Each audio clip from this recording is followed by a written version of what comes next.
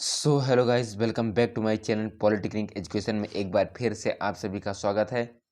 तो गाइस, आप सभी को हम बता दें, हमारे चैनल पॉलिटेक्निक एजुकेशन पे पॉलिटेक्निक एंट्रेंस एग्जाम की तैयारी कराई जाती है। तो जिन भी बच्चों को विधिवत तरीके से तैयारी करना है, टॉप कॉलेजों में एडमिशन लेना है, तो बच्चे हमारे चैनल को सब्सक्राइब करके बेल आइकन दबाना ना भूलें, ताकि आई हुई वीडियो सबसे पहले आप ही लोग तक पहुँच सके। ठीक है। तो जो हम आज बताएंगे इस क्लास में आपको कुछ ऐसे महत्वपूर्ण क्वेश्चंस सॉल्व कराएंगे जो आपके एंट्रेंस एग्जाम में कई बार पूछे जा चुके हैं, कई बार आ चुके हैं, और ऐसे ही क्वेश्चंस आपके एंट्रेंस एग्जाम में पूछे जाते हैं। तो आप लोगों को आप लोगों को हमारी वीडियो अच्छी लगेगी तो अपने दोस्तों तक शेयर और वीडियो को लाइक जरूर करना है। ठीक है। तो अपने दोस्तों तक शेयर कर दीजिए वीडियो को, ताकि वो भी अच्छे से अच्छी तैयारी कर सकें। तो हमारे चैनल पे जो है पॉलिटेक्निक का एंट्रेंस एग्जाम का प्रिपरेशन कराया जाता है। मैथ के हो गए, फिजिक्स हो गया, मैथ, फिजिक्स, केमिस्ट्री, इन तीनों के आपको जो प्लेलिस्ट है, आपको प्लेलिस्ट चाहिए, हर वीडियो का प्लेलिस्ट चाहिए सीरियल वाइज। तो आप लोगों को तीनों सब्जेक्ट का प्लेलिस्ट हमारे वीडियो के डिस्क्रिप्शन बॉक्स में उसका लिंक मिल जाएगा। आप लोग जाके वहाँ से वीडियो देख सकते हैं, और हमारे व्हाट्सएप ग्रुप से जुड़ेंगे तो आप लोगों को भी और अच्छे से कंटेंट मिलेंगे। ठीक है। तो व्हाट्सएप ग्रुप से जुड़ने के लिए आपको लिंक हमारे डिस्क्रिप्शन बॉक्स में मिल जाएगा, तो जाके वहाँ से आप लोग जुड़ सकते हैं। तो आज हम बताएंगे आपको ऐसे कुछ महत्वपूर्ण क्वेश्चंस जो हमारे लिए बहुत ही महत्वपूर्ण है। फिजिक्स के कुछ ऐसे क्वेश्चन हैं, फिजिक्स के कुछ महत्वपूर्ण क्वेश्चंस आप सभी के लिए लेके आए हैं। ये क्लास हमारा फिजिक्स का क्लास होने वाला है। इसके कुछ अच्छे अच्छे क्वेश्चंस लेके आए हैं, महत्वपूर्ण क्वेश्चंस लेके आए हैं। तो आप लोग ये क्लास मिस मत कीजिएगा, क्लास को शुरू से अंत तक जरूर देखिएगा, ताकि आप लोग अपने क्वेश्चंस, अपने डाउट को सॉल्व कर सकें, अपने डाउट को दूर कर सकें। तो चलिए आज की क्लास स्टार्ट करते हैं। स्टार्ट करने से पहले आप लोग इस क्लास को अपने दोस्तों तक शेयर जरूर कर दीजिए। ठीक है। तो शेयर करके उसके बाद आप लोग जुड़ जाइए हमारे चैनल से, कॉपी पेन लेके बैठिए, ताकि आप लोग भी क्वेश्चन को सॉल्व करते चले साथ साथ। तभी आप लोगों को अच्छे से अच्छे क्वेश्चन समझ में आएंगे। और अगर आपको टॉप के कॉलेज में एडमिशन लेना है तो आपको 80+ क्वेश्चन सही करने होंगे। 80+ क्वेश्चन कब सही होंगे? जब आप लोग बेहतरीन तरीके से पढ़ेंगे, मेहनत करके पढ़ेंगे, तभी आप लोगों को 80+ क्वेश्चन सॉल्व हो पाएगा। ठीक है। तो चलिए आज की क्लास का पहला क्वेश्चन की तरफ चलते हैं। पहले क्वेश्चन क्या कह रहा है? सामान्य मानव नेत्र का दूरबिंदु होता है। क्या कह रहा है? सामान्य मानव नेत्र का दूरबिंदु होता है। क्या? सामान्य मानव नेत्र का दूरबिंदु होता है 25 सेंटीमीटर पर, अनंत पर 25 मिलीमीटर पर होता है, या 25 मीटर पर होता है। तो सामान्य मानव का नेत्र का जो निकट बिंदु कितना होता है? 25 सेंटीमीटर। क्या? निकट बिंदु जो होता है वो 25 सेंटीमीटर होता है, और दूर बिंदु जो होता है वो किस पे होता है? अनंत पे बनता है। दूर बिंदु किस पे बनता है? अनंत पे बनता है। तो पूछा है सामान्य मानव नेत्र का दूर बिंदु होता है, निकट बिंदु कहाँ पर होता है? निकट बिंदु कितनी दूरी पर? 25 सेंटीमीटर दूरी पर। 25 सेंटीमीटर दूरी से देखेंगे आपको निकट की वस्तु, तो आपको क्लियर दिखाई देगा। 25 सेंटीमीटर से और नजदीक जाएंगे तो आपको सभी चीजें अच्छे नहीं दिखाई देंगे। और जो दूर बिंदु होता है वो किस पर होता है? दूर बिंदु हमारा होता है अनंत पर होता है। किस पर होता है? दूर बिंदु हमारा अनंत पर होता है। तो इसमें पूछा है सामान्य मानव नेत्र का दूर बिंदु कहाँ होता है? तो सामान्य मानव नेत्र का दूर बिंदु होता है अनंत पर होता है। कहाँ पर होता है? अनंत पर होता है। तो इसका राइट आंसर हो जाएगा option number B is the right answer. सामान्य मानव नेत्र का दूर बिंदु होता है अनंत पर होता है, और निकट बिंदु जो होता है वो 25 सेंटीमीटर पर होता है। ठीक है। तो ये क्या पूछा है? सामान्य मानव नेत्र का दूरबिंदु कहाँ होता है? तो सामान्य मानव नेत्र का दूरबिंदु होता है अनंत पर होता है। इसका राइट आंसर हो जाएगा option number B is the right answer. अगला क्वेश्चन क्या कह रहा है? कह रहा है सिनेमा के पर्दे पर किस प्रकार का प्रतिबिंब बनता है? जो सिनेमा हॉल में सिनेमा जो दिखाया जाता है उस पर किस प्रकार का प्रतिबिंब बनता है? आभासी प्रतिबिंब बनता है, वास्तविक प्रतिबिंब बनता है, दोनों या सभी कथन सत्य हैं। बताना है आपको सिनेमा के पर्दे पर किस प्रकार का प्रतिबिंब बनता है। तो आपको इस क्वेश्चन को बताने के लिए मात्र 25 सेकंड का समय दिया गया है। 25 सेकंड में आप लोगों को इस क्वेश्चन का आंसर बताना है। ठीक है, तो आप लोगों को आपका समय शुरू हो चुका है। 25 सेकंड के अंदर अंदर आपको इस क्वेश्चन का आंसर बताना है। तो पूछ रहा है, क्वेश्चन बता दें, पूछ रहा है सिनेमा के पर्दे पर किस प्रकार का प्रतिबिंब बनता है। जो सिनेमा होता है, सिनेमा हॉल होता है, उसका जो पर्दा होता है जिस पे वीडियो चलते हैं, वीडियोग्राफी चलता है, फिल्म चलते हैं, ये सारी चीज़ें चलती हैं, फिल्म चलती हैं, उस पर किस प्रकार का प्रतिबिंब बनता है।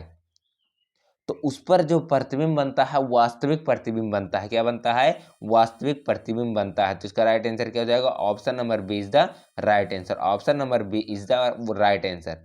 सिनेमा के पर्दे पर वास्तविक प्रतिबिंब बनता है। ठीक है, तो इसका राइट आंसर हो जाएगा option number B is the right answer. अगला क्वेश्चन क्या कह रहा है? कह रहा है कौन रंग है, कौन सा ऐसा रंग है, क्या कह रहा है, कौन सा ऐसा रंग है जिसका खतरे के सिग्नल में उपयोग होता है। कौन रंग है जिसका खतरे के सिग्नल में उपयोग होता है, वो रंग आपको बताना है। उस रंग का नाम बताना है, वो रंग बताना है जो आपको खतरे के सिग्नल में उपयोग करते हैं। पीला रंग, बैगनी, नीला या लाल। तो सभी को पता है लाल रंग एक ऐसा रंग है, लाल रंग एक ऐसा रंग है जो खतरे में प्रयोग किया जाता है। कौन सा रंग? लाल रंग। लाल रंग एक ऐसा रंग है जो खतरे के लिए प्रयोग किया जाता है कि यहाँ पर एक खतरा हो सकता है। तो इसका राइट आंसर हो जाएगा option number D is the right answer. Red colour जो होता है, लाल रंग होता है, वो खतरे का निशान होता है, खतरे का सिग्नल होता है। ठीक है, तो इसका राइट आंसर हो जाएगा option number D is the right answer. अगला क्वेश्चन क्या है? किलोवाट घंटा मात्रक है। किलोवाट घंटा जो है वो किसका मात्रक है? किलोवाट घंटा जो है वो किसका मात्रक है? किलोवाट घंटा,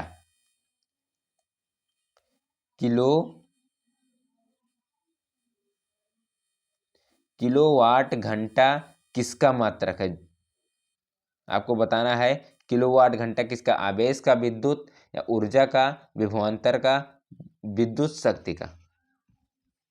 तो किलोवाट घंटा जो है वो किसका मात्रक है?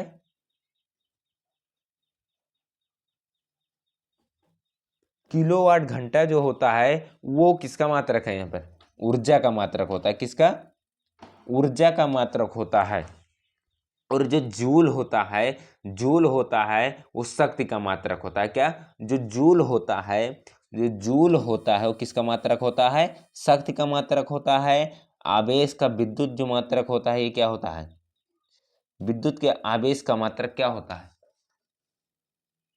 ऊर्जा का मात्रक जो होता है किलोवाट घंटा होता है। ठीक है, शक्ति का मात्रक जूल होता है, विभवांतर विद्युत का मात्रक विवोल्ट होता है। ठीक है, और विद्युत आवेश का, विद्युत का मात्रक होता है कूलाम होता है। क्या? आवेश का, विद्युत के मात्रक जो होता है वो क्या होता है? कूलाम होता है। इसका कूलाम होता है, कूलाम जिसे हम सी से व्यक्त करते हैं। और ऊर्जा का मात्रक होता है किलोवाट घंटा होता है। किलोवाट घंटा होता है, इसे हम क्या कह सकते हैं? इसे हम किलोवाट घंटा कहते हैं। इसका 3.6 × 10⁵ होता है। इतना किलोवाट, 1 किलोवाट घंटा बराबर इतना जूल होता है। ठीक है, और विभवांतर विद्युत का मात्रा का होता है वोल्ट होता है। इसे हम वी से प्रदर्शित करते हैं। शक्ति की मात्रक होता है, शक्ति का मात्रक क्या होता है? जूल, इसका भी मात्रक होता है। ठीक है, तो क्या पूछा है? किलोवाट जो घंटा है वो किसका मात्रक है? वो ऊर्जा का मात्रक होता है। किसका मात्रक होता है? ऊर्जा का मात्रक होता है। तो इसका राइट आंसर हो जाएगा option number B is the right answer. Option number B इसका सही उत्तर हो जाएगा। ठीक है, तो हमें उम्मीद है आप सभी को वीडियो हमारी समझ में आ रही होगी। और वीडियो को शेयर जरूर कर दीजिए। शेयर करने से आपको क्या होगा कि आपके दोस्त, आपके जो भाई होंगे, सभी लोग इस वीडियो को भी देख सकते हैं।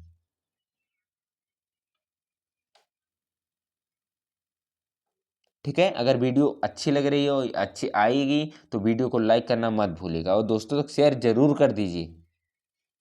ठीक है, अगला क्वेश्चन क्या कह रहा है, 5 नंबर क्वेश्चन, विद्युत बल्ब का फिलामेंट होता है, विद्युत बल्ब का फिलामेंट होता है, वो किस चीज का बना होता है? विद्युत बल्ब होता है, विद्युत बल्ब जो होता है उसका फिलामेंट जो होता है वो किस चीज का बना होता है? तांबा का बना होता है, प्लेटिनम का, टंगस्टन का, या इनमें से कोई नहीं? ठीक है, तो इस क्वेश्चन का आंसर आप लोग 25 सेकंड में दे दीजिएगा। आपको इस क्वेश्चन का आंसर देने के लिए 25 सेकंड का समय दिया गया है, तो आप लोग जल्दी से जल्दी बताइए विद्युत बल्ब का फिलामेंट किस चीज का बना होता है? तांबा का बना होता है, प्लेटिनम का बना होता है, टंगस्टन का बना होता है, इनमें से कोई नहीं? ठीक है, तो आपको बताना है किस चीज का बना होता है, विद्युत बल्ब का फिलामेंट किस चीज का बना होता है। तो विद्युत बल्ब का जो फिलामेंट होता है वो टंगस्टन का बना होता है। किसका बना होता है? टंगस्टन का बना होता है। किस चीज का बना होता है? टंगस्टन का बना होता है। तो इसका राइट आंसर हो जाएगा option number C is the right answer. विद्युत बल्ब का फिलामेंट जो बना होता है वो किस चीज का बना होता है? टंगस्टन का बना होता है। तो option number C is the right answer. अगला क्वेश्चन क्या कह रहा है, प्रतिरोधकता का मात्रक है, प्रतिरोधकता का मात्रक क्या होता है? जो प्रतिरोधकता होता है उसका मात्रक क्या होता है? ओम मीटर होता है, ओम प्रति मीटर होता है, या मीटर होता है, इनमें से कोई नहीं? तो आपको इस क्वेश्चन का आंसर बताने के लिए 30 सेकंड का समय दिया गया है। 30 सेकंड में आपको इस क्वेश्चन का आंसर बताना है। तो रो बराबर होता है आर यल अपान ए होता है। ठीक है, आर यल अपान ए, रो क्या है? प्रतिरोधकता है। ठीक है, आर का मात्रक क्या होता है?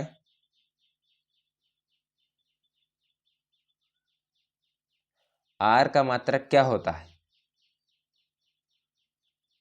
आर बराबर रो यल अपान ए होता है। क्या होता है? सॉरी, आर बराबर क्या होता है? आर बराबर होता है, आर बराबर होता है रो यल अपॉन ए। रो क्या है? प्रतिरोधकता है। तो यहां से हम प्रतिरोधकता का मात्रक कैसे निकाल सकते हैं? जब आर बराबर हमें दिया है, आर बराबर आपको दिया है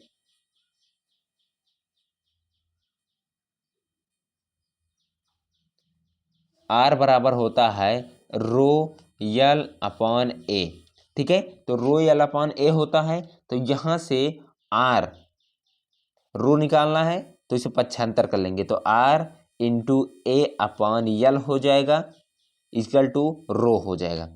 आर का मात्रक लिखना है ओम होता है, और इसका एरिया है मीटर होगा, सेंटीमीटर तो मीटर में पूछा है तो मीटर स्क्वायर हो जाएगा, और लंबाई को हम मीटर से व्यक्त करते हैं। ठीक है, तो ये रो हो गया। ठीक है, तो ओम मीटर स्क्वायर अपॉन मीटर हो गया, तो 1 मीटर से 1 मीटर कैंसिल हो गया, तो रो का क्या बचा मान? रो का मान जो बचा, रो का मान जो बचा, ओम मीटर बचा। क्या बचा? ओम मीटर बचा। ठीक है, ओम मीटर बचा। ठीक है, तो रो का जो मान बचा मात्रक, तो यही मात्रक हो जाएगा। किस तरह से निकालेंगे? सबसे पहले क्या करेंगे, हम सूत्र को लिखेंगे। उसके सूत्र को लिख लेंगे, आर बराबर रो यल अपॉन ए होता है। ठीक है, जहां पर आर क्या है? प्रतिरोध है, यल क्या है? लंबाई, ए क्या है? क्षेत्रफल है, रो क्या है? प्रतिरोधकता है। ठीक है, तो यहां से हम क्या करेंगे, इसका मान निकाल लेंगे। यहां से हम क्या करेंगे, रो का मान निकालेंगे। तो रो का मान निकालने के लिए, रो का मात्रक निकालने के लिए क्या करेंगे, इसे पक्षांतर कर देंगे। तो रो बराबर क्या हो जाएगा, आर यहां पर डिवाइड करता है ए, यहां मल्टीप्लाई हो जाएगा, ए हो जाएगा, यल यहाँ पे मल्टीप्लाई करते हैं, यहाँ पर डिवाइड हो जाएगा। ये हो गया। अब यहाँ पर सबके मात्रक लिख देंगे, तीनों के मात्रक, आर ए यल का मात्रक लिख देंगे। तो आर का मात्रक होता है ओम होता है, आर का मात्रक सब लोग जानते हैं ओम होता है। एरिया का मात्रक होता है मीटर स्क्वायर, उसमें मीटर पूछे, सेंटीमीटर से तो सेंटीमीटर स्क्वायर हो जाता है, मीटर है तो मीटर स्क्वायर, मिलीमीटर है तो मिलीमीटर स्क्वायर होता है, डेसीमीटर होता है डेसीमीटर स्क्वायर हो जाता है। लेकिन हम क्षेत्रफल को मीटर स्क्वायर और आयतन को कहते हैं मीटर क्यूब से लिखते हैं, उसे क्यूब से लिखते हैं। इसको हम लिखते हैं क्या? स्क्वायर, इसको क्यूब से लिखते हैं आयतन को। अब क्या करना है, एरिया का मात्रक लिख दिए मीटर स्क्वायर। अब यहाँ पर लंबाई को हम मीटर से लिखते हैं तो इसका मात्रक मीटर होता है, तो ओम हो गया मीटर स्क्वायर अपॉन मीटर हो गया। तो 1 मीटर से यहाँ 2 मीटर है, 1 मीटर से 1 मीटर कैंसिल कर देंगे तो 1 मीटर बचेगा। 2 मीटर में से 1 मीटर निकाल देंगे तो 1 मीटर बचेगा। तो यहाँ पर क्या बचा, ओम मीटर बचा। क्या बचा, यहाँ पर क्या बचा, ओम मीटर बचा। क्या बचा, ओम मीटर बचा। ठीक है, तो रो का मात्रक जो आ गया, प्रतिरोधकता का जो मात्रक आ गया वो क्या आ गया, प्रतिरोधकता का जो मात्रक आ गया, प्रतिरोधकता यानी कि आर का मान जो आया, रो का मान जो आया वो आया ओम मीटर आ गया। क्या आ गया, ओम मीटर आ गया। क्या, ओम मीटर आ गया। ठीक है, तो इसका जो मात्रक होगा क्या होगा, प्रतिरोधकता का मात्रक जो पूछा ओम मीटर होता है। तो यहाँ पर क्या पूछा है, प्रतिरोधकता का मात्रक ही तो पूछा था।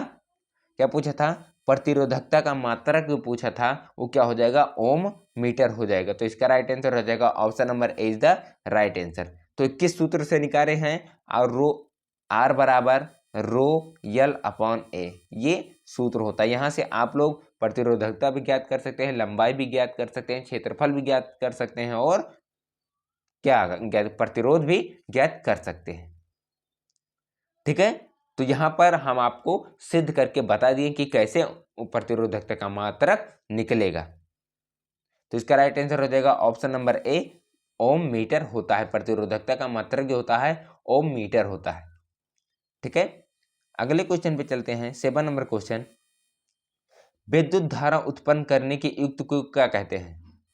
इस क्वेश्चन का आंसर बताने के लिए आप लोगों को मात्र 20 सेकंड का समय दिया गया है। 20 सेकंड में आप लोग इस क्वेश्चन का आंसर बताना है। आप सभी को 20 सेकंड में इस क्वेश्चन का आंसर बताना है। पूछ रहा है विद्युत धारा उत्पन्न करने की युक्त को क्या कहते हैं। जो विद्युत धारा उत्पन्न करती है उस युक्त को, उस यंत्र को क्या कहते हैं, एमीटर कहते हैं, गैल्वेनोमीटर कहते हैं, जनरेटर कहते हैं, या मीटर कहते हैं। तो विद्युत धारा उत्पन्न करने की युक्त को हम गैल्वेनोमीटर कहते हैं। गैल्वेनोमीटर एक ऐसा यंत्र है जो विद्युत धारा को उत्पन्न करता है। क्या करता है, विद्युत धारा को उत्पन्न करता है। तो इसका राइट आंसर हो जाएगा option number B is the right answer. विद्युत धारा को उत्पन्न करने की युक्त को गैल्वेनोमीटर कहते हैं। तो इसका राइट आंसर हो जाएगा option number B is the right answer.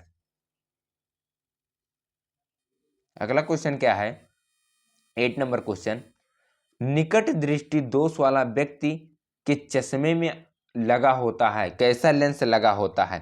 क्या कह रहा है, कह रहा है निकट दृष्टि दोष वाले व्यक्ति के चश्मे में कैसा लेंस लगा होता है। उत्तल लेंस लगा होता है। इस क्वेश्चन का आंसर बताने के लिए आप लोगों को मात्र 20 सेकंड का समय दिया गया है। 20 सेकंड में आप लोग इस क्वेश्चन का आंसर बताएंगे।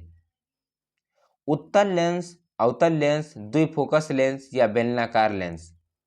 तो निकट दृष्टि दोष वाला व्यक्ति के चश्मे में कौन सा लेंस लगा होता है।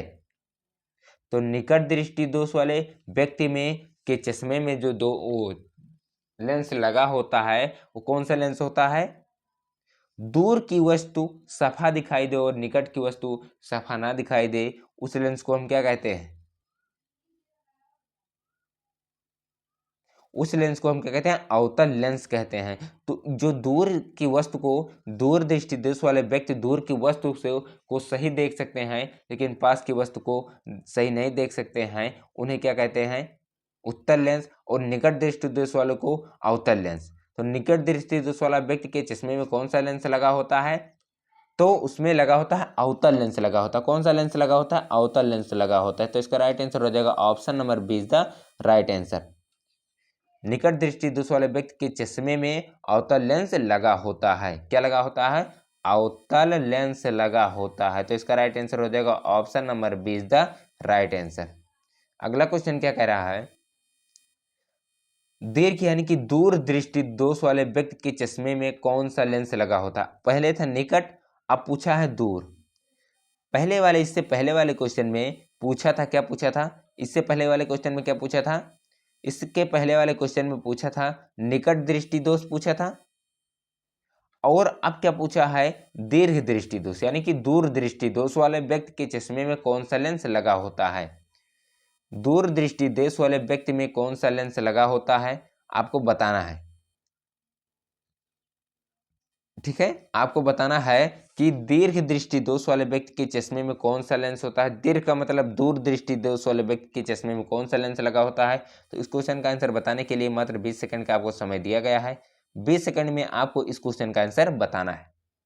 तो अवतल लेंस लगा होता है, द्विफोकस लेंस लगा होता है, उत्तल लेंस लगा होता है या बेलनाकार लेंस लगा होता है। तो दूर दृष्टि दोष वाले व्यक्ति के चश्मे में जो लेंस लगा होता है, कौन सा लेंस लगा होता है, उत्तल लेंस लगा होता है। ठीक है, उत्तल लेंस लगा होता है। तो इसका राइट आंसर क्या हो जाएगा, option number C is the right answer.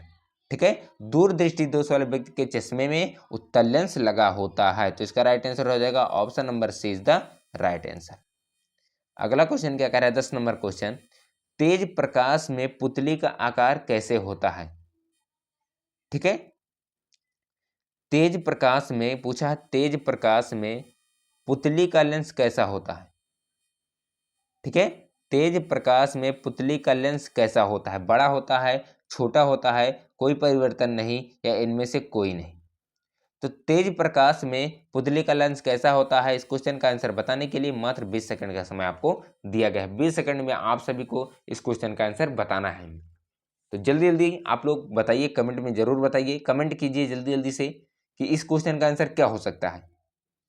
ठीक है, और हमारे वीडियो पे नए हैं तो वीडियो को लाइक करें और दोस्तों तक शेयर करना ना भूलें। और हमारे वीडियो पर आज ही जुड़े हैं तो वीडियो को, चैनल को हमारे सब्सक्राइब करके बेल आइकन दबाना मत भूलिए, ताकि आई हुई वीडियो आप तक सबसे पहले आप ही लोग तक पहुंच सके। तो क्या बताना है आपको, तेज प्रकाश में पुतली का आकार कैसे होता है, कैसा होता है या कैसे हो जाता है, बड़ा हो जाता है, छोटा हो जाता है, कोई परिवर्तन नहीं है, इनमें से कोई नहीं। तो तेज प्रकाश में पुतली का आकार हो जाता है, वो बड़ा हो जाता है। क्या हो जाता है, बड़ा हो जाता है। तो इसका राइट आंसर क्या हो जाएगा, option number A is the right answer. ठीक है, ऑप्शन नंबर ए इसका सही उत्तर हो जाएगा। ऑप्शन नंबर ए, बड़ा।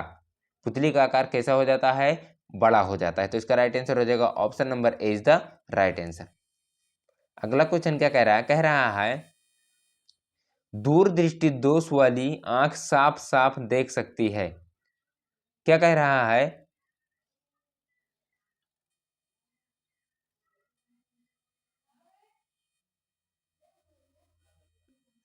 तो क्या कह रहा है, 11 नंबर क्वेश्चन क्या कह रहा है, कह रहा है दूर दृष्टि दोष वाली आंख साफ दिखाई दे सकती है। क्या कह रहा है, दूर दृष्टि दोष वाली आंख साफ साफ देख सकती है।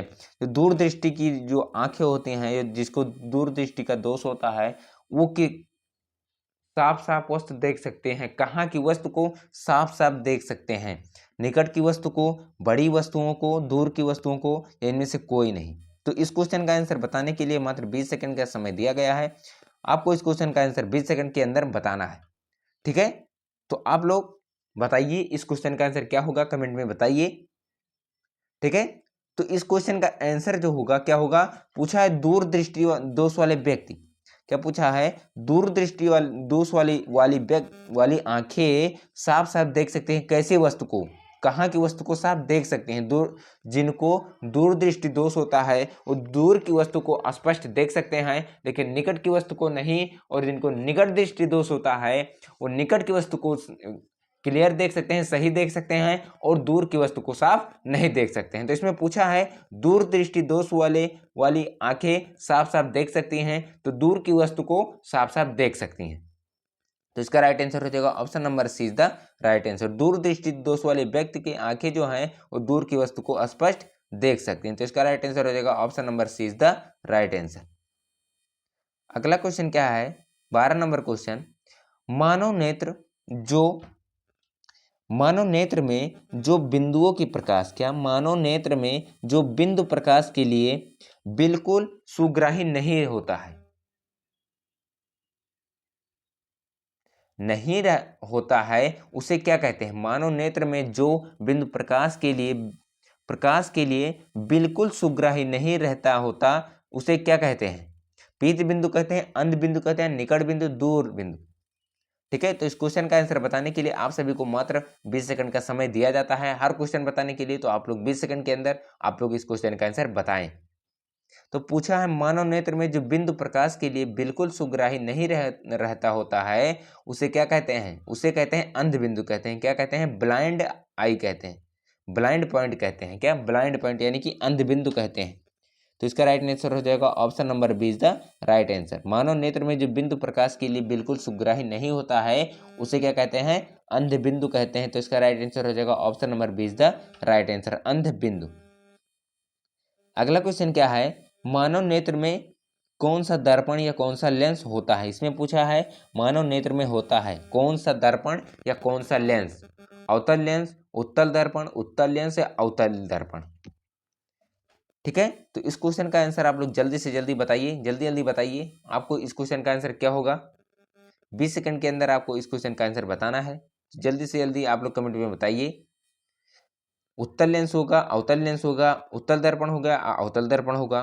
तो मानव नेत्र में क्या होता है? मानव नेत्र में होता है उत्तल लेंस होता है। क्या होता है? मानव नेत्र में जो लेंस होता है वो उत्तल लेंस होता है। तो इसका राइट आंसर हो जाएगा option number C is the right answer, उत्तल लेंस हो जाएगा। ठीक है, तो इस क्वेश्चन का सही उत्तर हो जाएगा ऑप्शन नंबर सी, उत्तल लेंस होता है। अगला क्वेश्चन क्या कह रहा है, उदय और अस्त होते समय सूर्य दिखाई देता है। सूर्य है, सूर्य उदय और सूर्य अस्त होते समय सूर्य कैसा दिखाई देता है? ठीक है, उदय और अस्त होते समय, क्या? उदय और अस्त होते समय सूर्य कैसा दिखाई देता है? लाल, नीला, काला या पीला? ठीक है, तो इस क्वेश्चन का आंसर जल्दी जल्दी आप लोग बताइए। 20 सेकंड के अंदर आप सभी लोगों को इस क्वेश्चन का आंसर बताना है कि सूर्योदय और सूर्य अस्त के समय सूर्य लाल क्यों सूर्य किस कलर दिखाई देता है, कैसा प्रतीत होता है? तो सूर्योदय और सूर्य अस्त के समय हमें जो सूर्य दिखाई देता है वो लाल दिखाई देता है। किसके कारण? प्रकीर्णन के कारण। किसके? प्रकीर्णन के कारण हमें सूर्य उदय और सूर्य अस्त के समय सूर्य लाल दिखाई देता है। इसका कारण हो सकता है प्रकीर्णन। ठीक है, इसमें 7 कलर होता है, विबग्योर होता है, और यहाँ आते आते सातों कलरें बिखर जाती हैं और लास्ट में बचता है लाल किरण, इसीलिए हमें सूर्य लाल दिखाई देता है। ठीक है, सूर्य अस्त होते समय हमें और सूर्य उदय होते समय सूर्य हमें लाल दिखाई देता है। किस कारण? प्रकीर्णन के कारण। प्रकीर्णन के कारण हमें सूर्य उदय सूर्य अस्त होते समय सूर्य लाल दिखाई देता है। तो इसका राइट आंसर हो जाएगा option number A is the right answer. अगला क्वेश्चन क्या कह रहा है, 15 नंबर क्वेश्चन, वास्तविक सूर्यास्त और आभासी सूर्यास्त के बीच लगभग कितने समय का अंतर होता है? पूछा है वास्तविक सूर्यास्त और आभासी सूर्यास्त के बीच लगभग कितने समय का अंतर होता है। ठीक है, तो इस क्वेश्चन का आंसर आप लोग जल्दी जल्दी बताइए। 20 सेकंड के अंदर आप लोगों को इस क्वेश्चन का आंसर बताना है। जल्दी से हमें कमेंट में बताइए इस क्वेश्चन का आंसर क्या होगा। पूछा है वास्तविक सूर्यास्त और आभासी सूर्यास्त के बीच लगभग कितने समय का अंतर होता है? 2 मिनट, 1 मिनट, 4 मिनट या 3 मिनट? तो वास्तविक सूर्यास्त और आभासी सूर्यास्त, क्या वास्तविक सूर्यास्त आभासी सूर्यास्त के बीच लगभग कितने समय का अंतर होता है? ठीक है, तो वास्तविक और आभासी सूर्यास्त के बीच का जो समय होता है, अंतर का जो समय होता है वो कितना समय होता है? 4 मिनट का होता है। कितने का? 4 मिनट का अंतर होता है। ठीक है, वास्तविक सूर्यास्त और आभासी सूर्यास्त, मतलब वास्तविक जो ढल चुकते हैं, सूर्यास्त हो चुका है, और आभासी जिसे हम महसूस करते हैं कि इतना समय में सूर्य अस्त हो गया है, तो उसमें कितने समय का अंतर होता है? तो 4 मिनट का अंतर होता है। ठीक है, 4 मिनट का अंतर होता है। तो इसका राइट आंसर क्या जाएगा? Option number C is the right answer, 4 minute का अंतर होता है। ठीक है, तो उम्मीद है आप लोगों को वीडियो हमारी समझ में आ रही हो, अच्छी लग रहेगी। अगर अच्छी लग रही हो तो वीडियो पर, अगर नए हैं तो वीडियो को, चैनल पे नए हैं तो चैनल को सब्सक्राइब करें, वीडियो को लाइक करना मत भूलिए और दोस्तों तक जरूर शेयर कर दीजिएगा। ठीक है, तो अगला क्वेश्चन क्या कह रहा है, 16 नंबर क्वेश्चन, इंद्रधनुष किस प्रकार का स्पेक्ट्रम है? जो इंद्रधनुष हमारा होता है वो किस प्रकार का स्पेक्ट्रम होता है? ठीक है, तो इस क्वेश्चन का आंसर आप लोग जल्दी जल्दी 20 सेकंड के अंदर बताइएगा। तो 20 सेकंड का समय दिया गया है, तब तक हम आप लोगों को समझाते हैं कि क्या पूछ रहा क्वेश्चन। पूछ रहा इंद्रधनुष जो होता है वो किस प्रकार का स्पेक्ट्रम है। प्राकृतिक स्पेक्ट्रम, कृत्रिम स्पेक्ट्रम, या कृत्रिम और प्राकृतिक स्पेक्ट्रम, सभी कथन सत्य हैं। तो इंद्रधनुष होता है वो किस प्रकार का स्पेक्ट्रम होता है। तो इंद्रधनुष जो होता है वो प्राकृतिक होता है स्पेक्ट्रम, कृत्रिम होता है, प्राकृतिक कृत्रिम दोनों होता है, ये सभी कथन सत्य हैं। तो इंद्रधनुष में प्राकृतिक स्पेक्ट्रम होता है, तो इसका राइट आंसर हो जाएगा option number A is the right answer. इंद्रधनुष किस प्रकार का स्पेक्ट्रम है, तो इंद्रधनुष जो है वो प्राकृतिक स्पेक्ट्रम है, तो इसका राइट आंसर क्या हो जाएगा, option number A is the right answer. ठीक है, अगला क्वेश्चन क्या है, अत्यधिक ऊंचाई पर आकाश में वायुयान से सफर करने, क्या अत्यधिक ऊंचाई पर आकाश, अत्यधिक ऊंचाई पर आकाश में वायुयान से सफर करने पर आकाश का रंग कैसा होता है। ठीक है, अत्यधिक ऊंचाई पर आकाश में वायुयान से सफर करने पर आकाश का रंग कैसा दिखाई देता है, कैसा दिखता है, लाल, काला, पीला, नीला। ठीक है, तो इस क्वेश्चन का आंसर बताइएगा आप सभी लोग। अत्यधिक ऊंचाई पर आकाश में वायुयान से सफर करने पर आकाश का रंग कैसा दिखता है। अगर आप आकाश को देखेंगे, आकाश से देखेंगे, ठीक है, वायुयान उड़ाते समय आप लोग अगर आकाश को देखेंगे तो आपको कैसा दिखाई देगा, किस कलर दिखाई देगा, कैसा किस रंग दिखाई देगा, लाल, काला, पीला, नीला। तो आपको जो आकाश दिखाई देगा वो कैसा दिखाई देगा, काला दिखाई देगा। किस प्रकार से दिखाई देगा, काला दिखाई देगा। तो अत्यधिक ऊंचाई पर आकाश में वायुयान से सफर करने पर आकाश का रंग कैसा दिखता है, तो आकाश का रंग हमें कैसा दिखता है, काला दिखता है। कैसा दिखेगा, काला दिखेगा। ठीक है, तो इसका राइट आंसर हो जाएगा option number B is the right answer. अगला क्वेश्चन क्या है,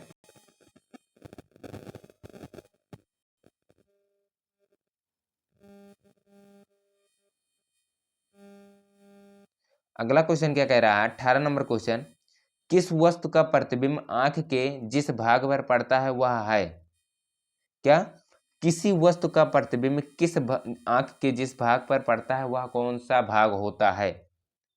किसी वस्तु का प्रतिबिंब आंख के जिस भाग पर पड़ता है वह कौन सा बिंदु है। ठीक है, तो इस क्वेश्चन का आंसर आपको 20 सेकंड के अंदर बताना है। तो जल्दी से जल्दी आप लोग कमेंट में बताइए इस क्वेश्चन का आंसर क्या होगा, कि किसी वस्तु का प्रतिबिंब आंख के जिस भाग पर पड़ता है वह कौन सा भाग होता है, कार्निया, रेटिना, आइरिस या प्यूपिल।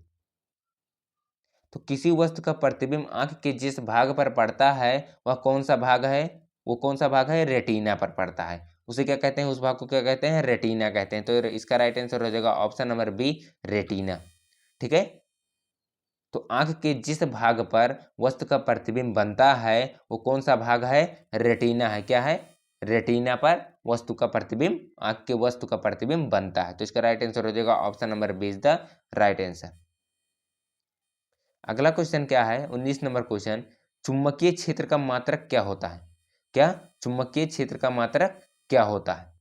तो चुंबकीय क्षेत्र का मात्रक जो होता है वो क्या होता है, न्यूटन होता है, टेस्ला होता है, एम्पियर होता है, या मीटर होता है। तो चुंबकीय क्षेत्र यानी कि विद्युत क्षेत्र का इलेक्ट्रिक फील्ड का जो मात्रक क्या होता है, तो इलेक्ट्रिक फील्ड का मात्रक जो होता है वो क्या होता है, टेस्ला होता है। चुंबकीय क्षेत्र का मात्रक जो होता है वो क्या होता है, टेस्ला होता है। तो इसका राइट आंसर क्या हो जाएगा, option number B is the right answer. चुंबकीय क्षेत्र का मात्रक होता है, टेस्ला होता है। ठीक है, तो इसका राइट आंसर क्या हो जाएगा, option number B is the right answer. अगला क्वेश्चन क्या है, 20 नंबर, डायनेमो से किस प्रकार की धारा प्राप्त होती है। जो डायनेमो होता है उससे किस प्रकार की धारा प्राप्त होती है। इस क्वेश्चन का आंसर बताइए आप लोग 20 सेकंड के अंदर। ठीक है, तो पूछा है डायनेमो से किस प्रकार की धारा प्राप्त होती है, दिष्ट धारा, प्रत्यावर्ती धारा, दोनों धारा, या इनमें से कोई नहीं। तो डायनेमो से प्राप्त होने वाली जो धारा होगी वो कौन सी धारा होती है, वो दिष्ट धारा होती है। कौन सी धारा? दिष्ट धारा होती है। तो इसका राइट आंसर हो जाएगा option number A is the right answer. Dynamo से किस प्रकार की धारा प्राप्त होती है? तो डायनेमो से दिष्ट धारा प्राप्त होती है। तो इसका राइट आंसर हो जाएगा option number A is the right answer. ठीक है, तो हमें उम्मीद है आप सभी को हमारी वीडियो अच्छी लगी होगी। तो वीडियो अच्छी लगी हो तो लाइक करें, और चैनल पर नए हैं तो चैनल को सब्सक्राइब करना ना भूलें, और अपने दोस्तों तक ये वीडियो जरूर शेयर कीजिएगा। ठीक है, ताकि आई हुई वीडियो आप तो सबसे पहले पहुंच सके। ठीक है, तो आप लोग ऐसे ही पढ़ते रहिए। फिर मिलेंगे हम अगली क्लास में। अगली क्लास हमारी केमिस्ट्री की होगी। केमिस्ट्री की क्लास, तो इस क्लास से भी आप लोग जुड़िएगा, और अच्छे से अच्छे हम क्वेश्चंस लेके आएंगे जो आपके एग्जाम में पूछे जाने की संभावना है, और पूछे भी गए हैं प्रीवियस ईयर में। पिछले वर्ष, इससे पहले वाले पेपर में कई बार पूछे गए हैं ऐसे क्वेश्चंस। हम लेके आएंगे कि आप लोगों के एग्जाम में ऐसे ही क्वेश्चंस आए। ठीक है, तो हम फिर मिलेंगे अगली क्लास में। तब तक के लिए आप लोगों को बेस्ट ऑफ लक।